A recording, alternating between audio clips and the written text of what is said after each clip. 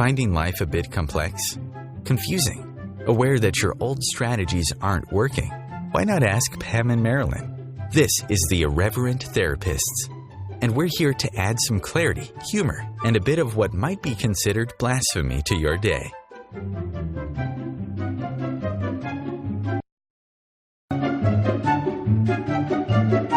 Purpose. I'm Pam Hodling, and with me, of course, is my partner in crime, Marilyn Bradford. Hey, Marilyn. Yippee! Hey, glad to be here, as always. So this week, our topic is the insanity of sex. So sex is everywhere. You're supposed to have it, and that makes you really hip. But once you do have sex, particularly if it's out of wedlock and you enjoy it, then you're wrong, judged, and should feel guilty. The ideal is to look sexy and attract other people, but to act on that attraction is often a judgeable offense. What if there is far more to what's called sex than just making conquests and putting the body parts together? So this week we're joined by our very special guest, Alex Corio. Alex is, I'm going to read her bio because I love this.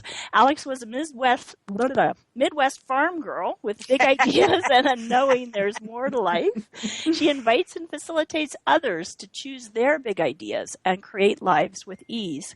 Alex has traded in her farm girl attire and is now the founder and president of Sexualness Institute of Santa Fe.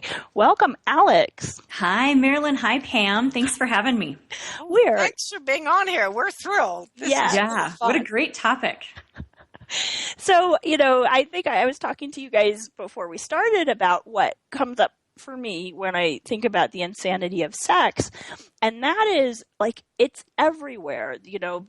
When you see the car sales ads, there's the gorgeous woman okay, if I buy this car, I'm going to get to have sex. And there's just so much about sex that permeates our culture, and yet it's so judgeable.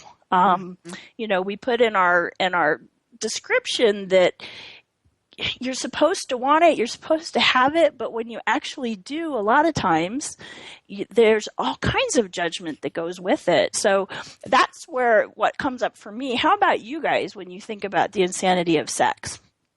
Yeah, I'm going to say I totally see what you're saying. We see it everywhere. TV, the commercials, posters everywhere, clothing that we get to buy, all screams of sex. And I personally like it, but then you're not supposed to act on it. We're going to surround you with it, but don't you actually choose it. Well, and also it seems to me it's such a narrow definition. Just from what we're talking about, what we're really talking about is conquest and copulation. Mm-hmm. We're not talking about the energy of sexualness or just strutting your stuff or anything. It's really the way this reality looks at it. It's always about just putting the body parts together. Mm-hmm. It's never about more than that. Well, so I would say just in this couple of minutes, we probably have enough that we could talk about for 3 hours. That's probably true. So let's see where do you guys want to start? What should we pick apart first? Well, I actually something I look at as I'm raising a daughter. It's very interesting because I was raised a Catholic schoolgirl, 8 years Catholic school, and yeah. So the Catholics, you only have sex to have kids, right?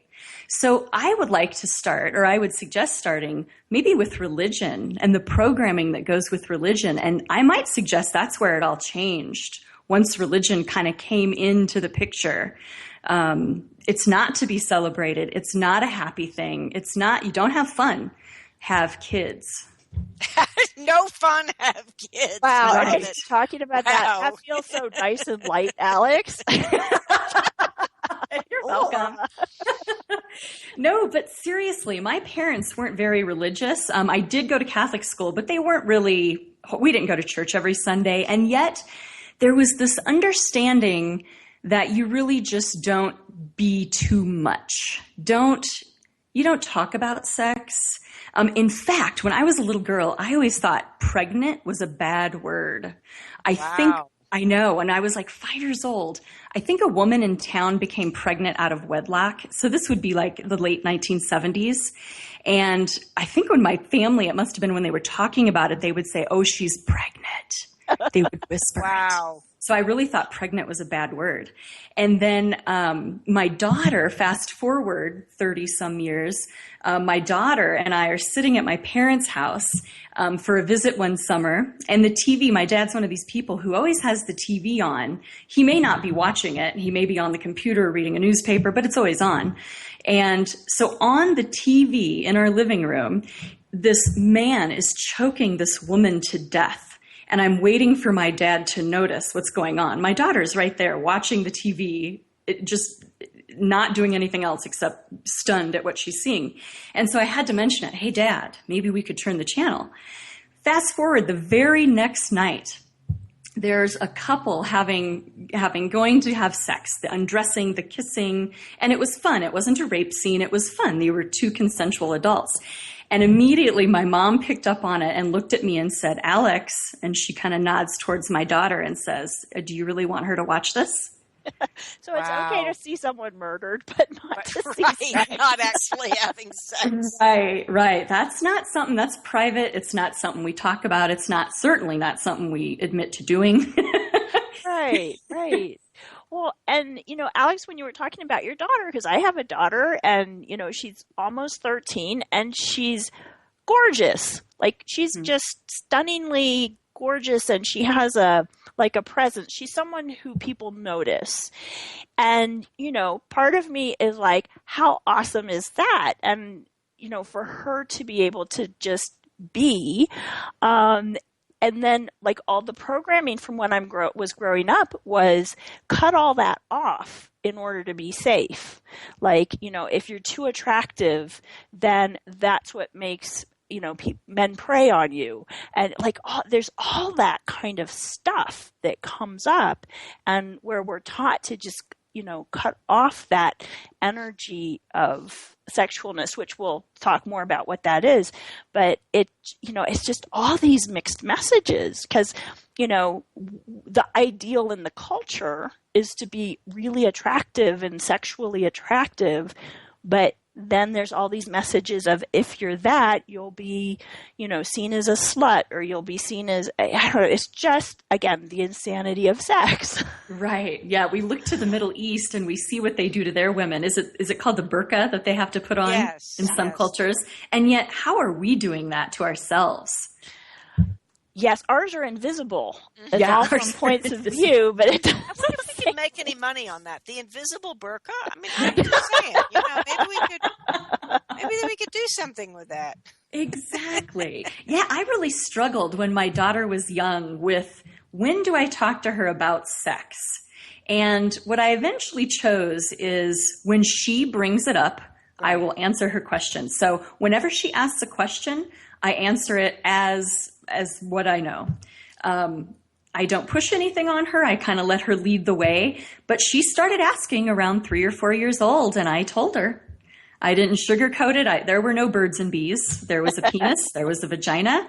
This is what the man does. This is what the woman does. And there's a baby. And I struggle with, at what point do I start talking about how fun and adventurous and have lots of sex? What is that? And I even have judgment against myself. I'm very liberal. I'm very happy to talk about how awesome sex is. And yet there's this mother in me. I'm probably plugging into everyone else, but you just state it. You don't ask, you don't tell them how fun it is. Well, because in school, I've now had 2 kids go through, in our school system, 5th grade, they start doing, kind of body health, sex ed stuff. And, what's taught is the way to not get sexually transmitted diseases, the way to not get pregnant is abstinence. right? So basically you're supposed to not have sex, not be too interested in it, and then suddenly, you're shutting all that off, and then suddenly when you're 18 or 20 or whatever your family, your religion thinks is okay of when to have sex, then suddenly you're supposed to turn it all back on. I know it. But even then, you're not supposed to enjoy it. I always think of the lie back and think of England for women, particularly women. It's your duty to have sex. And that's something that's really been perpetrated upon the women. I mean, obviously it's a lot less now, but these things are pretty insidious. Yeah. Mm-hmm. Well, I mean, you used to get stoned if you were a woman who had sex and got caught outside of wedlock. Right, and now people get stoned to have sex. To overcome all their judgments so they can actually do it. Exactly. Well, and if you think about it, when kids are just naturally sexual beings. They're really tapped in. My point of view is we're all born with that sexualness, that state of being. It's kind of a superpower, I look at it as, and kids get it. And then at some point, it just starts getting, I'll say beat out of them. But think of kids who are playing doctor, and they're really just the discovery and the joy of exploring bodies and seeing what happens and what's going on. And imagine if a babysitter or a grandma or a parent walks in, what's the first response? Horror. Oh my God. What's wrong with that? What are you doing? You can't do that. Cover that up, put your clothes back on, and that's ingrained right away that, oh, this is bad. And it's not just sex is bad, it's bodies are bad, because kids don't know what sex is. They have no idea. They're just exploring and having fun. That internalizes as my body is bad. Yeah. Another person's body is bad. So it's grander than what we're talking about here. There are whole different levels to it. And what would it take to change that and actually encourage kids to enjoy their bodies and do be curious? Well, I think you hit on something. We got a commercial coming. Oh, we're going on a break. Commercial. We'll be back in just a few minutes to talk more with Alex Corio about the insanity of sex.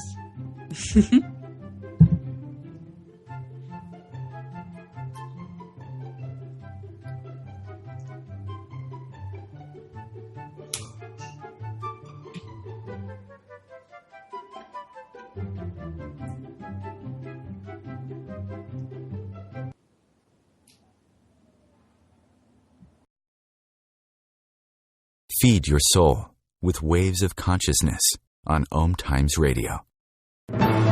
Join Elliot Jollish, the business therapist, each Tuesday at 5 p.m. Eastern for the Elliot Jollish Hour as he interviews business experts on your behalf.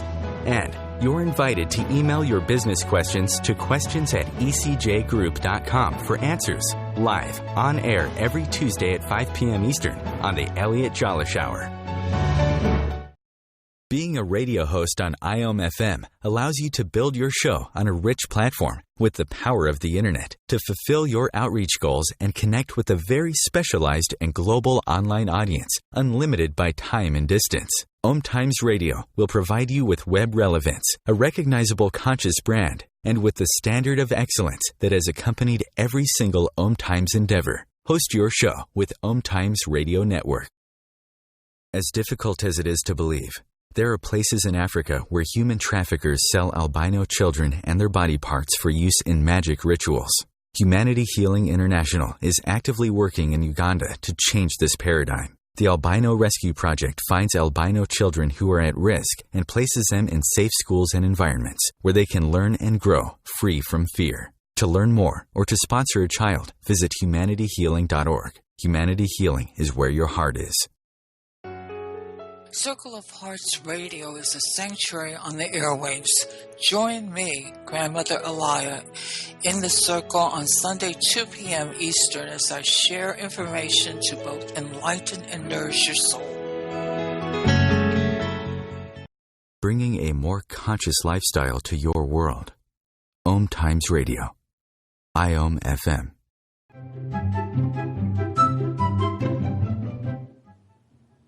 And welcome back, everybody. It's Pam and Marilyn, the Irreverent Therapists, and with us today is our guest, Alex Corio. If you would like to find out more about Alex, you can visit her website, www.sexualnessinstitute.com, and you can email her, alex@alexcorio, CORIO.com. So we were you guys were right in the middle of saying things as we went to break. Does anybody remember what they were talking about? I don't remember. I think we'll have to start again. I have total CRS. It was good. I know it was really good. It was awesome. But anyway, right before the break, we were talking about some of the different insanities that go on where, on the one hand, you're invited to be, the ideal is this beautiful, sexual, attractive, man or woman. And yet for women, when you actually choose to be that sexual being, then you can often get judged. And we were talking about raising kids and, how do you talk to them about sex and all kinds of things like that. Mm-hmm. And even if you choose as a woman to be that, and choose to be a sexual being, you have to look a certain way. You have to be a certain way. There's even judgment for people who do choose it within choosing it. Yes. Within the people who are happy that they've chosen it. You can choose it, but you have to choose it right. Right. You can't be overweight. You have to have good hair, wear your makeup all the time. Maybe your cleavage should be showing. Well, one of the things it brings up to me is this whole thing about bodies. Mm-hmm. Because, we wouldn't even be having this discussion if we didn't have bodies. And earlier we mentioned the religious thing, but really, pretty much every single religion, including all the metaphysical stuff, is like, oh, I'm having a spiritual experience, and right now I have a body, but pretty soon I'll drop the body and I'll be one with heaven and God or whatever it is. And the body is treated as something somewhere between second rate and bad, terrible, evil. Right. What a nuisance this body is. I would be so spiritual if it were not for this heavy, burdensome body. Yes, exactly. I'm reminded of this. I think it was a Star Trek show where, everybody, they were these sort of light bulby things, and everyone was just a brain within the light bulb, and they'd move beyond the bodies. And, what we don't get is the incredible sexualness and amazingness of actually having a body, being with this planet, being in nature, having the cats and the dogs and the wolves and all of that is so often seen as less than, when really, to me, and this is a change, obviously, from my mega metaphysical days a long time ago, to seeing the greatness of that. Mm-hmm. Mm-hmm. Yeah, the body is a potent co-creator and just a great, friend, co-creator, concept to have. What would you like to do, body? I'll always ask my body I'll say always. I try to remember to ask my body, what would be fun for you? Yeah. What if I'm about to have sex with someone? Okay, body, is this someone would this be fun for you? Would it be gentle and kind and nurturing to you if we had sex with this person? And then listening to that awareness. And you can use that with everything. Food. Okay, body, do you require this food right now? Is this food you would really like to have? Now, granted, I ignore my body a lot because as long as chocolate is walking the earth, I will overindulge.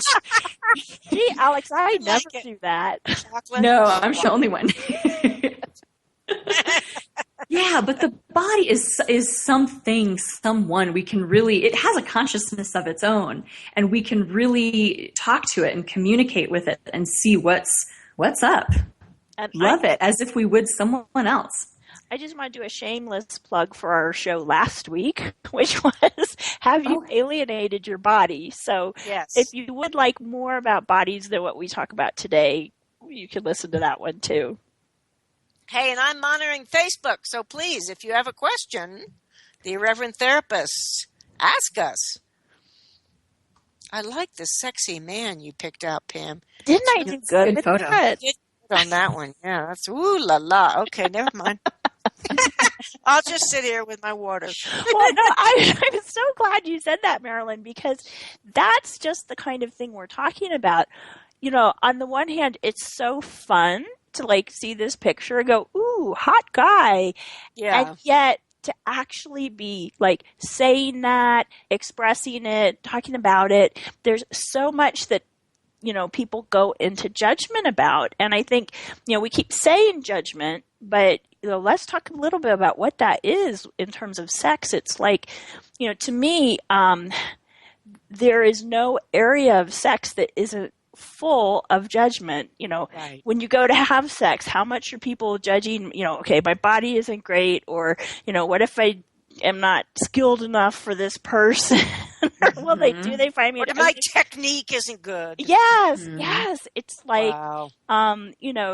Everything from you first meet someone and there's that whole dance of what are we going to choose together, which, like you were talking about fun, Alex, that could be so much fun. But for so many people I've worked with, it's rife with judgment and insecurity and all kinds of things. I was working with a client the other day, and, she was talking about, in her workplace, kind of noticing this guy, and he was really attractive, and, and she was like, he's someone I actually could see myself, getting together with to go on a date or whatever. And she said the moment she had that thought, it was like she was in high school. And there was like all this, oh, is he noticing me? And am I noticing him? And do I say something? Do I not? And it was like all of that kicked in as soon as she saw someone as just possible potential possible something. It's like all this judgment just caved in on her. And she was like, why even bother? This is just heavy and awful. Mm-hmm. Yeah, how much of what we know about sex and everything that entails is based on the rules we're supposed to follow. You're not supposed to date someone too old or too young. Also being a quote older person, I am a member of AARP. It's like you're not supposed to have sex after you reach 55. Right. It's like I'm supposed to like step out of the ballpark here. I'm sorry, excuse me. Doesn't work for me. No. And that, I think, is a lot to do with the whole both the childbearing years and the horror that people have that an older woman might have sex with a younger man. What was that? Was that Harold and Maude? What was that movie? I think it was Harold and Maude. Where the younger man has sex with this older woman, and everybody is just like totally horrified. Mm-hmm. So it's like, yeah, well, get over it. I'm sorry. Yeah. Yeah, but that is part of the whole deal. What if we could get rid of all those judgments, and access, we talk about what if sex could be as simple as inviting someone to play Frisbee? Like if I, if I saw a cute guy and said, hey, let's play Frisbee, I'm not going to go into all kinds of judgment of me and my technique and am I effective? And, what does he think and all this? It's just like, hey, let's have fun. Yeah. And if we're having fun, great. And if we're not, we could go do something else. And it's like, I remember when I first heard that, it seemed so unfathomable to me how you could possibly, have sex and have it be just like playing Frisbee, partly because, there's all the romance and what it means to connect with somebody through sex. And it had so much meaning and judgment and forbiddenness and excitement and all of that wrapped up into one. And that it's like you can't even see who you are in all of that. Mm-hmm. Yeah, if you're looking through the filter of this reality at sex, you're gone because you can't actually show up and be you. There's no way. Okay, say more about that, Marilyn. Well, it's just if you buy any of these ideas that you have to look a certain way or have a technique or be a certain age or any of that, how can you possibly have fun? It's like going to a dance party to have tons of fun. It's like, okay, do I have my steps right? Am I wearing the right dress? Am I doing this? Am I doing that? I mean, anytime we put those kinds of restrictions on ourselves, we cannot show up as who we are, and we cannot have fun. I mean, true fun, for me anyway, is based on absolutely no point of view, being present, and let's see what's possible. And you can't do that if you're following any of the rules or regulations. You just can't. Right. Well, and I'd add to that, no point of view in being present is play. Like, people make sex and relationships so serious. And if you were willing to actually just play, I mean, as kids, they show up at the playgrounds it's like, hey, let's slide, Yeah. They go slide, and there's no meaning attached to it. There's no importance and significance, and it's just, let's play. Right. Right. And what if the whole sex and the judgment and all of that didn't actually have to lead to copulation? What if sexualness was actually that playful energy, that kind of that state of being, the superpower playfulness? And what if you could play frisbee and add sexualness to that? Like, I'm not using the euphemism. I'm like, literally, what if you were to play frisbee with someone and just play with the different energies of sexualness while doing that, or while grocery shopping, while brushing your hair in the morning? What if you could play with different levels of sexualness as a way to see what your sexual reality is and go from there? I love it. And I just got a question, which is, can you talk about welcoming and inviting the energy of sex without choosing copulation? Oh my God. Really... That's hilarious. Well, I just want to point out, we only have about 30 seconds before we have to go to a commercial. So what we might want to do is jump into the question when we come back. Sounds good. Because, it's like, what is sexualness, and what is, all these things that basically you guys just brought up in the last 2 minutes. I think we could go into a whole lot more. So just so again, if you want to get in touch with Alex, it's sexualnessinstitute.com or alex@alexcorio.com. And we will be back in just a couple of minutes to talk more about the insanity of sex.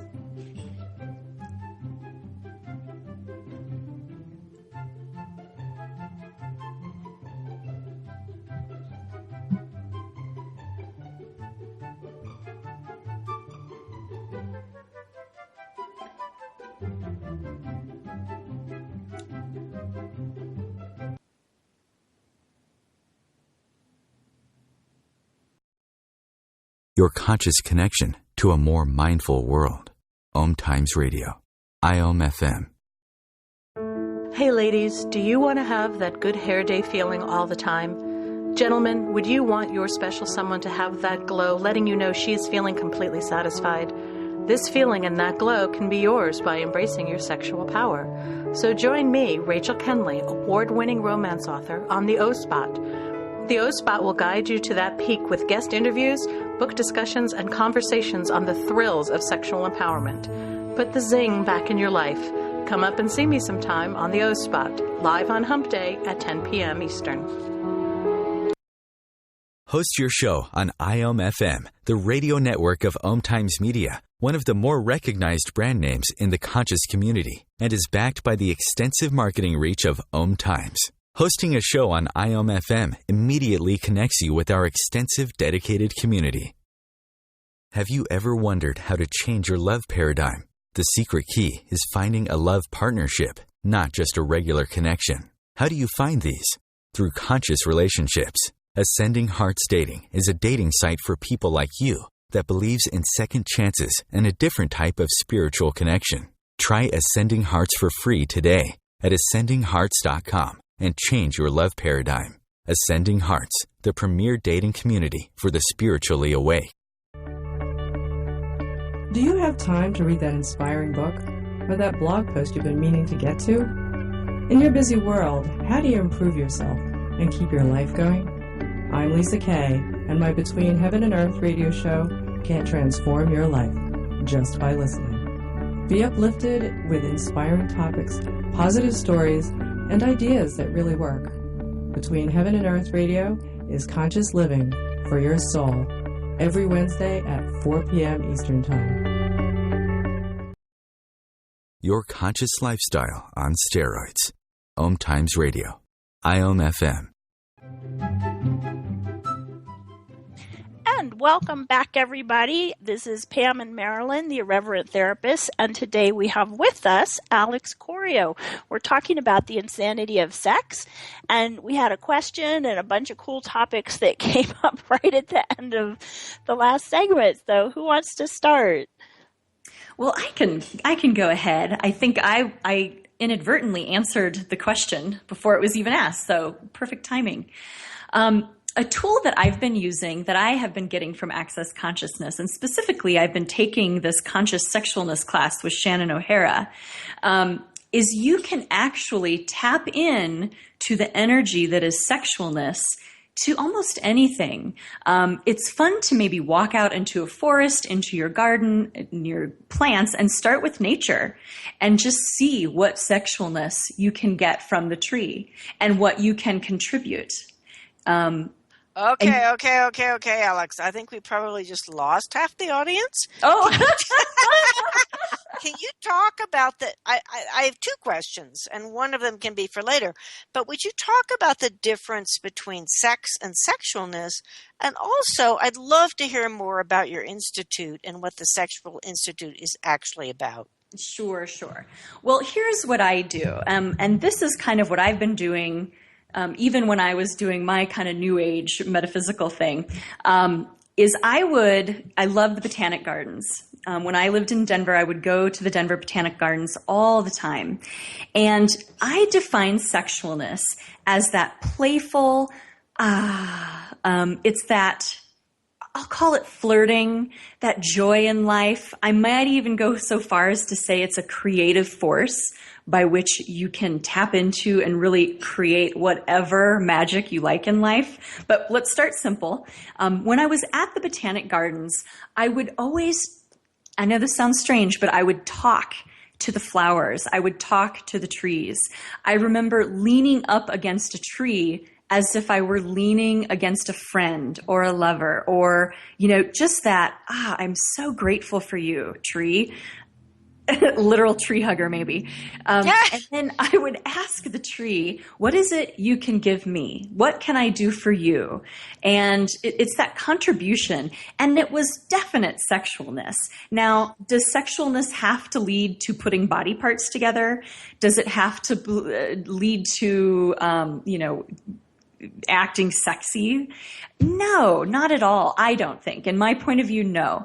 It's that energy by which you can truly create and truly be a relaxed, playful, flirty, fun person.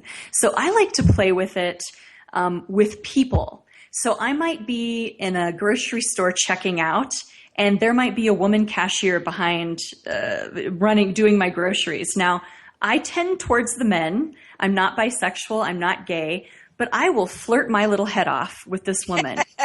And I don't want to sleep with her. I don't want to see her naked. I'm not trying to do anything a copulation with her, but gosh darn it, I want her to feel good. And I feel good. And that's what I look at sexualness is. It's that energy between the cashier and me. It's me saying, hey, how are you doing? How's your day going? It's flirty, but it's not sex related. And I think I did this to you once, Marilyn. I think I came over to your class and I was giving you, to your house, and I was giving you money for a class. And just to be playful, I stuffed it in my bra and made you pick it out of my bra. Oh, it was awesome. It was just great. I remember that. I'm like, yes, this is fun. Right. And it was fun. Fun playfulness. That's what sexualness is. And that's what I might argue is where we all come from. That's what kids have. And we lose it along the way. And it disappears. And then we're left with whatever programming we might have, societal, cultural, religious, that self-consciousness that we talked about earlier, our body image. We can only, and it can never be fun. We can only enjoy it if, fill in the blank for whatever judgment you have.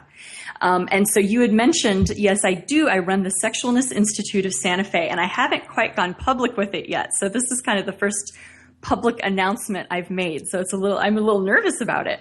But what we do is we take people and ask them, okay, where are you at in your sexual reality? What's not working for you? Where would you like to go? And then we have classes based on the Access tools that gets people to where they would like to be, into choice, really, without that judgment. And so we use the word sexualness because it's a word that doesn't usually have much judgment around it, or people don't only already have a definition of what it is. They haven't concluded. It's kind of a made-up word, sexualness. Nobody really knows what it is. So it's more fun to play with, and it's more fun to build upon. And so, yeah, that's what it's, I'll call it sexual health, knowing that health has a lot of judgment in and of itself. However, it's just getting full choice to people. We don't have to all be the same way. We don't all have to agree on what the best techniques of sex are, what the right way to flirt is, how many people should you sleep with before whatever. It's what works for you. And most importantly, what's not working for you, and what can we do to change that? What different choices would you like to make? And then once people start kind of untying all those knots of whatever unconsciousness they've been functioning from with sexualness, then they can actually start to choose a different reality with it, one that does work for them. And it can actually be quite natural, quite playful. I'm going to use the word magical. I have a lot of energy around it, but it's true. I've been doing things with my life that I never, ever dreamed I would be doing. And based on the rules of the world that we live in, I shouldn't be doing. I shouldn't be having.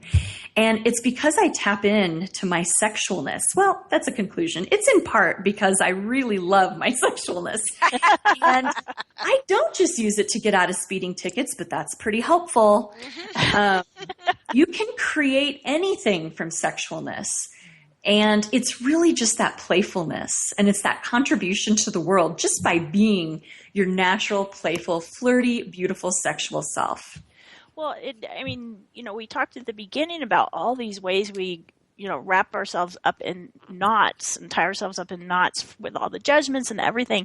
So it sounds like what you're doing at the Sexualness Institute is helping people undo all of that so they can say, hey, without all this crap, who am I, and what is my reality with sex and sexualness, and what works for me and what doesn't work for me, and what Marilyn and I talk about all the time is how when you undo all those limitations and you're able to just show up, it's like that's the space you can create your life from.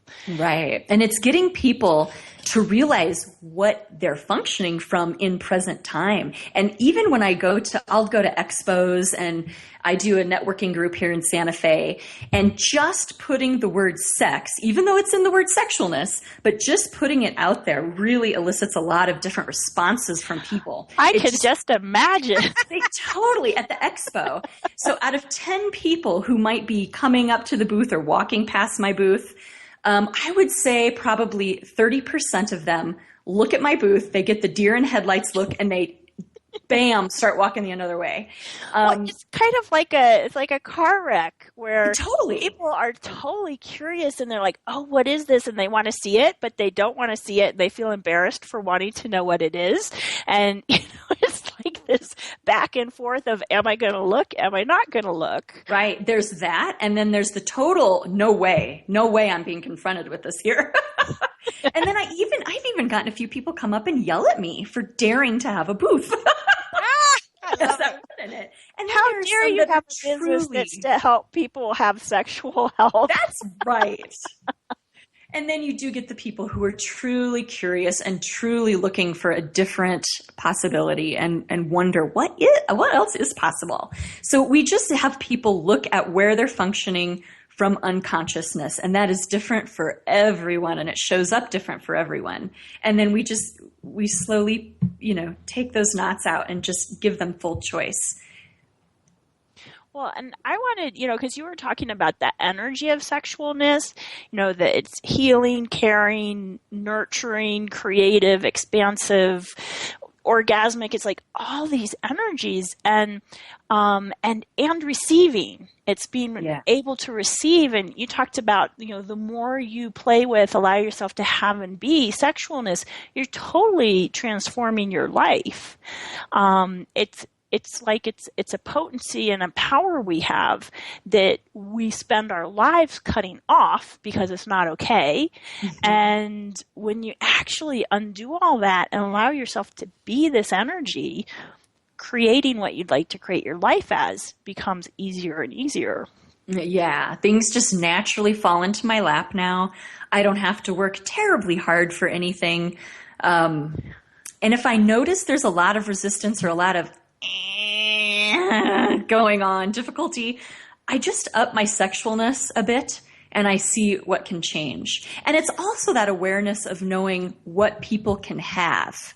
So if I'm facilitating someone, I might just have that awareness. Can they have this level of sexualness, or would it be more of a contribution for them if I turned it down a little bit? So it's not just having it at full blast, because that's definitely not an invitation for some people. But what would be an invitation for them to look and have more? Maybe if I only run it 60%, they can handle that then. So it's the awareness and using that sexualness to be an invitation to others and, create an easier life. Does that make sense? I really do. It's because it's so much we're taught, just be you no matter what. But what you're really doing is you're really looking at your audience, whether it's one person or many, and going, what can they actually receive? Right. I did it. Yeah, go ahead. That's cool. No, I was just going to say, I think that's really cool because if we don't do that, we don't do ourselves or them any service. Yeah. Well, I think, so often what people are looking for is, here's the fix, here's the thing that's going to change this. And they look at it as a solid state. It's a thing, it's a choice, it's a whatever, and it's just the way it is. And what you're talking about is a constant state of change and question and possibility and being in the moment with whatever is there and what's going to contribute the most. And that there's no solidity or solid state in that. Right. It's a willingness to be. Yeah, no definite answers. Yeah. So on that note, we are going to go to our next commercial break. This is The Irreverent Therapist, and our guest today is Alex Corio, and we will be back in just a few moments to talk more about the insanity of sex.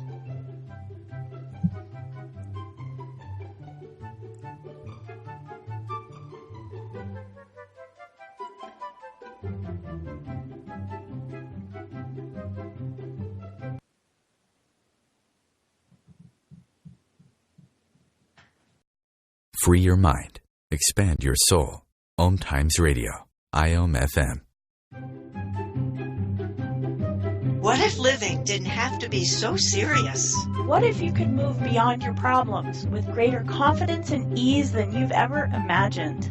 Throw your labels out the window and join the Irreverent Therapist for practical tips and a very different way of approaching the changes you would like to create. Marilyn Bradford and Pam Hodling have empowered hundreds of people to come out of self-judgment, quit looking to experts, and begin to create the lives they desire.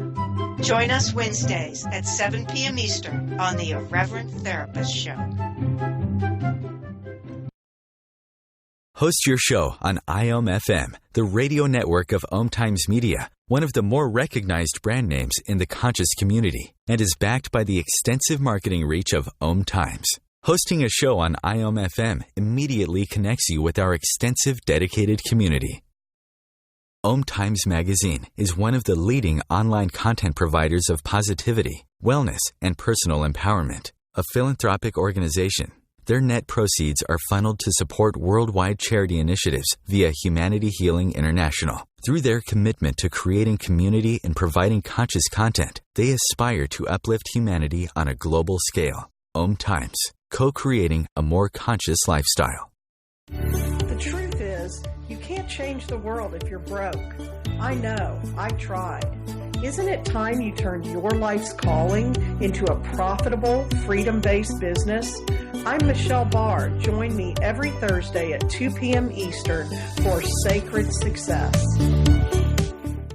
The future of Internet radio is here. OMTimes Radio. IOM FM.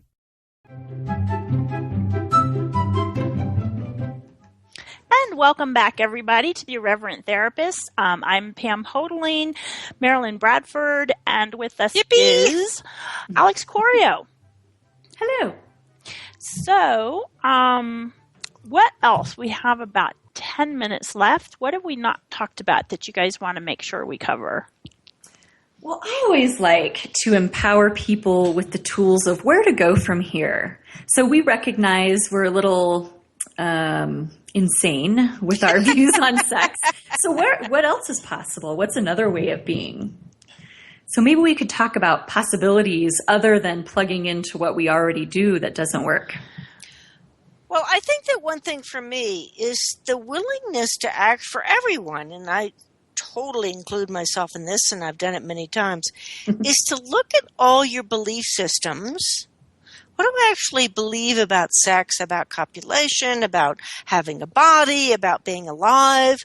And ask yourself, is any of that mine? I mean, one of the great tools of access consciousness is, who does this belong to? Mm-hmm. Because it's very easy to pick up what everybody else thinks about, to pick up what your family thought.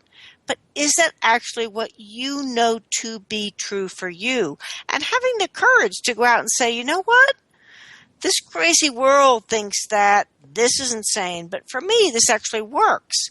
So I think a lot of it for me is about, all right, what do you know to be true? What's true for me with sexualness, with sex, with copulation, with the earth, with the animals, with having a body and all those kinds of things.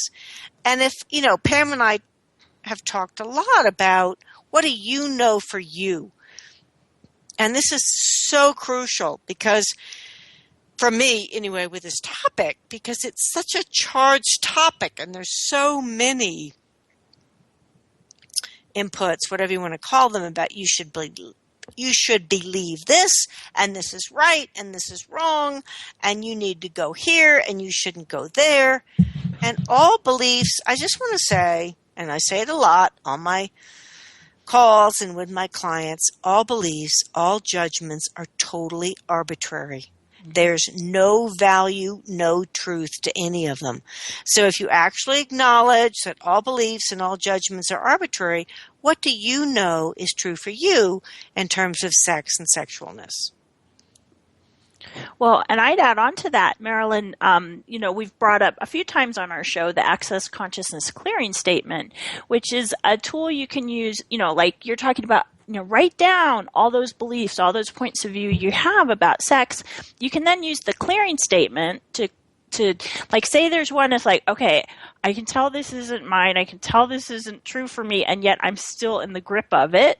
Right. That's where you can use the clearing statement, because what it does is it goes energetically to where you first took on that point of view and, created limitation with it, and it basically blasted out of the water. And cool. So, just to demonstrate how to use it. Okay, so Alex, what's a point of view you find a lot of people have about sex? Gosh, there's so many. I'm going to go with the one ideal. So I'm going to go with the one at some point, I'm too old to have sex. Okay, so say you're listing all your points of view and you're like, I'm too old to have sex, or I'm too fat to have sex, or no one's going to find me attractive, or it's wrong to have sex. Whatever the point of view is, you can say, okay, everything this is, everywhere I bought it is true for me. I destroy and uncreate it. And then this part's the clearing statement, right and wrong, good and bad, pod, poc, all nine shorts, boys, and beyonds. And you can learn more about the clearing statement on a website called theclearingstatement.com. bomb. But if you think of it as just like a cosmic blaster to blast these points of view out of the universe, and say you're about to go have sex with someone, even if you're a partner you've been with a long time, and you start to feel yourself going to those contracted judgment places. You say, okay, everything this is, whatever this is, destroy and uncreate it times a godzillion, right and wrong, good and bad, pod poc, all nine shorts, boys and beyonds. I've certainly found that using that clearing statement on all my various bizarre points of view about sex and the rightness and the wrongness has really changed things. So, how about what else? What other tools do you guys recommend for people? I am a fan of asking, I think I brought this up before, but asking what contribution can I be here? Yeah. And so whenever there's, I do this with TSA, I don't totally 100% fly private jets yet, so. We're hoping. We're hoping. Hey, take your friends. TSA, yeah. And so I turn up my sexualness, and then I kind of play with it. Because once you're playful with those TSA agents, it's just so beautiful. And so the tool that I like is, how much can they receive of this? And you can do this with anything. I use it with the sexualness, but how much sexualness can they receive here? And so that's one of my favorite ones. Well, and also what to me is in that is what you keep mentioning is just that idea of play. Play with the tools, play with your sexualness. What if say you're going to go on a date or you're going to have sex with someone? How much fun can I have here? Right, exactly. Asking that question. Okay, so the tool is actually the question, is asking questions for awareness. Well, and I think that's so important because we were talking earlier about, sex is everywhere, but what that's really about is, what do I want to say, the picture, the physical manifestation. This person has, the right boobs and waist and hips, or if it's a guy, the right pecs and whatever package. But the question can allow us to move beyond what is the physical appearance and really ask the questions from ourselves, from our bodies about, hey, would it actually be expansive to have sex with this person? And a lot of times we're looking at the energy of the being. And I think that's so crucial because this reality is so focused on the externals. The size, the measurement of your hips, or, how beautiful and young you are, this or that. But it never actually encourages us to ask the questions about, would this person actually be nurturing and healing and expansive for my body? Right. So I think that's really, really important.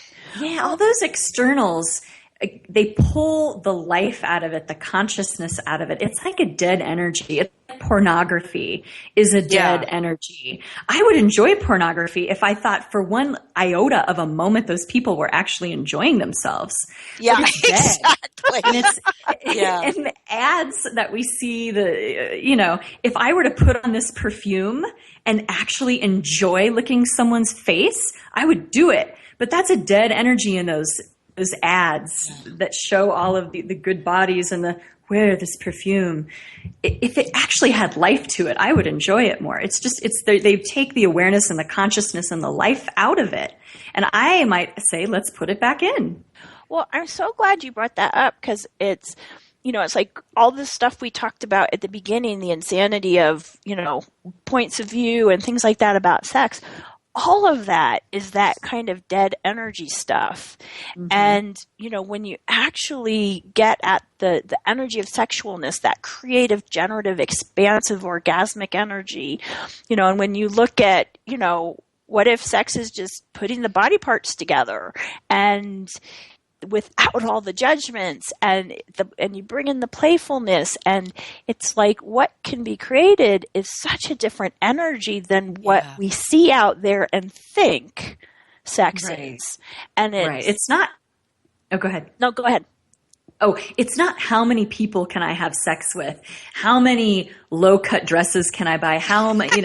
It's how much fun can I have with this? Yeah. Yeah, exactly. have sex with just one person for the rest of your life. Have sex with 100. Are you having fun? Will this be fun for me?